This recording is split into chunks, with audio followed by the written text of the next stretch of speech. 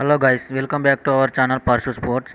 మనం ఈ వీడియోలో తిరుమల శ్రీవారికి సిఎస్కే భారీ విరాళం అండ్ ఐపీఎల్ 2026 టైటిల్ పక్కా అనే టాపిక్స్ అయితే మాట్లాడుకుందాం. సో గైస్, మన ఛానల్కి కొత్తగా వచ్చిన వాళ్ళు మరిన్ని ఇలాంటి అప్డేట్స్ కోసం లైక్ అండ్ సబ్స్క్రైబ్ చేసుకోండి.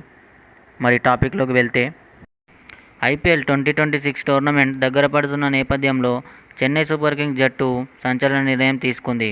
తిరుమల తిరుపతి దేవస్థానానికి భారీ విరాళం ప్రకటించింది చెన్నై సూపర్ కింగ్స్ యాజమాన్యం.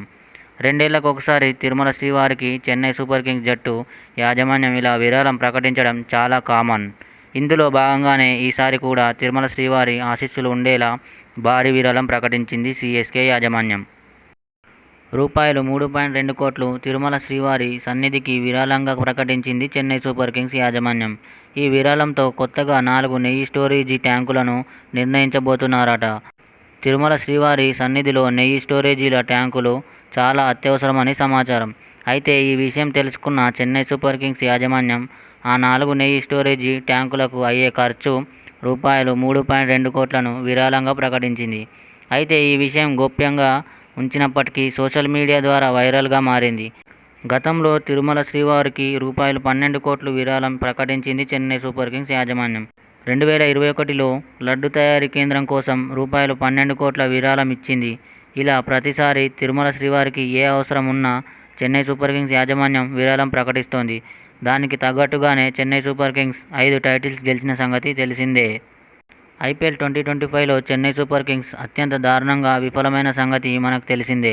అయితే ఈసారి ఎలాగైనా టైటిల్ గెలవాలని లక్ష్యంతో రాజస్థాన్ రాయల్స్కు చెందిన సంజు శాంసన్ ట్రేడ్ ప్రక్రియ ద్వారా కొనుగోలు చేసింది చెన్నై. అలాగే బేబీ ఏబీడీ బ్రేవిష్, రుతురాజు, ధోని, ఆయుష్ మాత్రే, ఊర్విల్ పటేల్ లాంటి వాళ్లతో ఈసారి చాలా బలంగా కనిపిస్తుంది చెన్నై సూపర్ కింగ్స్. అంతేకాదు ఐపీఎల్ 2026 మినీ యాక్షన్లో 43.40 కోట్లతో పాల్గొననుంది చెన్నై సూపర్ కింగ్స్. ఆ డబ్బుతో మంచి ఆల్రౌండర్లను కొనుగోలు చేసే ప్లాన్ చేస్తోంది. కాగా మొన్నటి ట్రేడింగ్ ప్రక్రియలో భాగంగా ఆల్రౌండర్ రవీంద్ర జడేజాను Chennai super kings వదులుకుంది.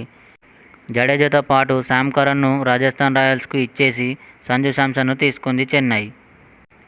So guys, CSK 6th cup కొడుతుందా లేదా అనేది కమెంట్లో చెప్పండి. అలాగే CSK fans like and subscribe చేసుకోండి గైస్. Thank you.